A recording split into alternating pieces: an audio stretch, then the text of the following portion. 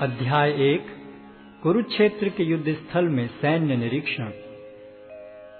धृतराष्ट्र ने कहा, हे संजय, धर्मभूमि कुरुक्षेत्र में युद्ध की इच्छा से एकत्र हुए मेरे तथा पांडु के पुत्रों ने क्या किया?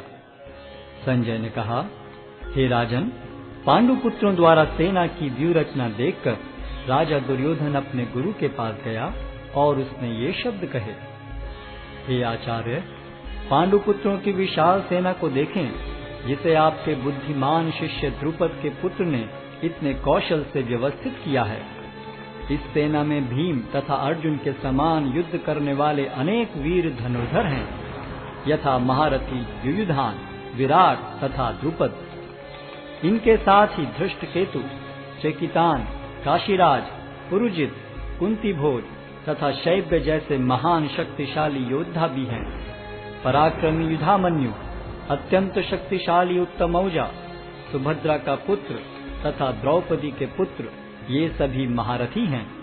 किंतु हे ब्राह्मण श्रेष्ठ, आपकी सूचना के लिए मैं अपनी सेना के उन नायकों के विषय में बताना चाहूंगा जो मेरी सेना को संचालित करने में विशेष रूप से निपुण हैं।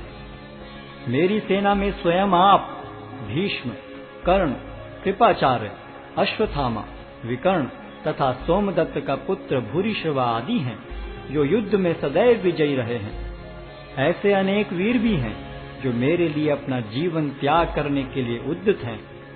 वे विविध प्रकार के हथियारों से सुसज्जित हैं और युद्ध विद्या में निपुण हैं। हमारी शक्ति अपरिमेय है और हम सब पितामह द्वारा भली भांति संरक्षित हैं, जबकि पांडवों की शक्ति भीम द्वारा भली भांति संरक्षित होकर भी सीमित है। अतएव सैन्य व्यूह में अपने अपने मोर्चों पर खड़े रहकर आप सभी भीष्म पितामह को पूरी सहायता दें। तब कुरुवंश के वयोवृद्ध परम प्रतापी एवं वृद्ध पितामह ने सिंह गर्जन की ध्वनि करने वाले अपने शंख को उच्च स्वर में बजाया, जिससे दुर्योधन को हर्ष हुआ।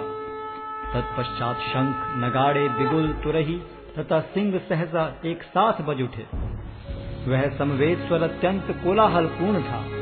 दूसरी ओर से श्वेत घोड़ों द्वारा खींचे जाने वाले विशाल रथ पर आसीन कृष्ण तथा अर्जुन ने अपने अपने दिव्य शंख बजाए।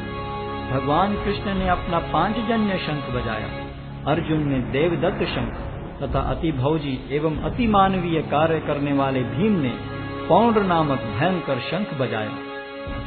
हे राजन, कुंती पुत्र राजा युधिष्ठिर ने अपना अनंत विजय नामक शंख बजाया तथा नकुल और सहदेव ने सुघोष एवं मणिपुष्पक शंख बजाए। महान धनुर्धर काशीराज, परम योद्धा शिखंडी, धृष्टद्युम्न, विराट, अजय सात्यकी, द्रुपद, द्रौपदी के पुत्र तथा सुभद्रा के महाबाहु पुत्र आदि सबों ने अपने अपने शंख बजाए। इन विभिन्न शंखों की ध्वनि कोलाहल पूर्ण बन गई, जो आकाश तथा पृथ्वी को शब्दायमान करती हुई धृतराष्ट्र के पुत्रों के हृदय को विदीर्ण करने लगी। उस समय हनुमान से अंकित ध्वजा लगे रथ पर आसीन पांडु पुत्र अर्जुन अपना धनुष उठाकर तीर चलाने के लिए उद्यत हुआ। हे राजन, धृतराष्ट्र के पुत्रों को व्यूह में खड़ा देखकर अर्जुन ने श्री कृष्ण से ये वचन कहे। अर्जुन ने कहा, हे अच्युत, कृपा करके मेरा रथ दोनों सेनाओं के बीच ले चलें, जिससे मैं यहाँ उपस्थित युद्ध की अभिलाषा रखने वालों को और शस्त्रों की इस महान परीक्षा में जिनसे मुझे संघर्ष करना है उन्हें देख सकूं। मुझे उन लोगों को देखने दीजिए जो यहाँ पर धृतराष्ट्र के दुर्बुद्धि पुत्र दुर्योधन को प्रसन्न करने की इच्छा से लड़ने के लिए आए हुए हैं। संजय ने कहा, हे भरतवंशी, अर्जुन द्वारा इस प्रकार संबोधित किए जाने पर भगवान कृष्ण ने दोनों दलों के बीच में उस उत्तम रथ को लाकर खड़ा कर दिया। भीष्म, द्रोण तथा विश्व भर के अन्य समस्त राजाओं के सामने भगवान ने कहा कि हे पार्थ, यहाँ पर एकत्र सारे कुरुओं को देखो। अर्जुन ने वहाँ पर दोनों पक्षों की सेनाओं के मध्य में अपने चाचा ताऊओं, पितामहों, गुरुओं, मामाओं, भाइयों, पुत्रों, पौत्रों, मित्रों, ससुरों और शुभ चिंतकों को भी देखा। जब कुंती पुत्र अर्जुन ने मित्रों तथा संबंधियों की इन विभिन्न श्रेणियों को देखा तो वह करुणा से अभिभूत हो गया और इस प्रकार बोला। अर्जुन ने कहा, हे कृष्ण, इस प्रकार युद्ध की इच्छा रखने वाले अपने मित्रों तथा संबंधियों को अपने समक्ष उपस्थित देखकर मेरे शरीर के अंग कांप रहे हैं और मेरा मुख सूखा जा रहा है। मेरा सारा शरीर कांप रहा है, मेरे रोंगटे खड़े हो रहे हैं, मेरा गांडीव धनुष मेरे हाथ से सरक रहा है और मेरी त्वचा जल रही है। मैं यहाँ अब और अधिक खड़ा रहने में असमर्थ हूँ। मैं अपने को भूल रहा हूँ और मेरा सिर चकरा रहा है। हे कृष्ण, मुझे तो केवल अमंगल के कारण दिख रहे हैं। हे कृष्ण, इस युद्ध में अपने ही स्वजनों का वध करने से न तो मुझे कोई अच्छाई दिखती है और न मैं उससे किसी प्रकार की विजय, राज्य या सुख की इच्छा रखता हूँ।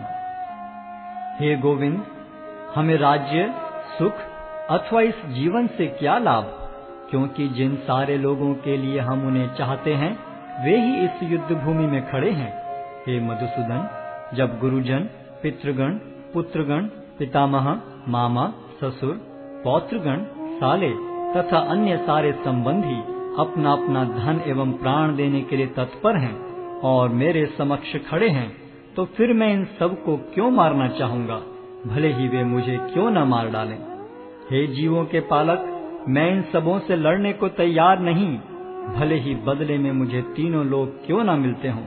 इस पृथ्वी की तो बात ही छोड़ दें। भला धृतराष्ट्र के पुत्रों को मारकर हमें कौन सी प्रसन्नता मिलेगी।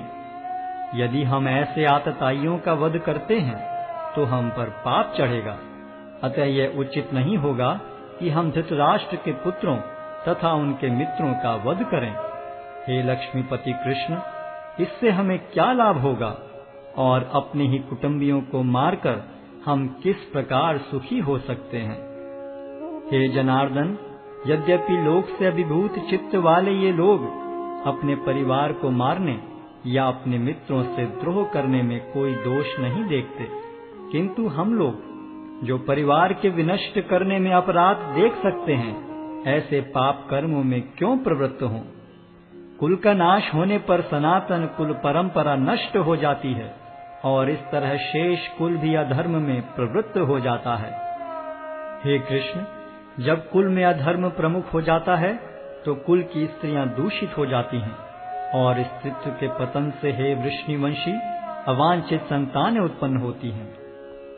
अवांछित संतानों की वृद्धि से निश्चय ही परिवार के लिए तथा पारिवारिक परंपरा को विनष्ट करने वालों के लिए नारकीय जीवन उत्पन्न होता है।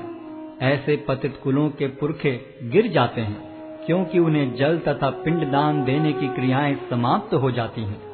जो लोग कुल परंपरा को विनष्ट करते हैं और इस तरह अवांछित संतानों को जन्म देते हैं, उनके दुष्कर्मों से समस्त प्रकार की सामुदायिक योजनाएं तथा पारिवारिक कल्याण कार्य विनष्ट हो जाते हैं।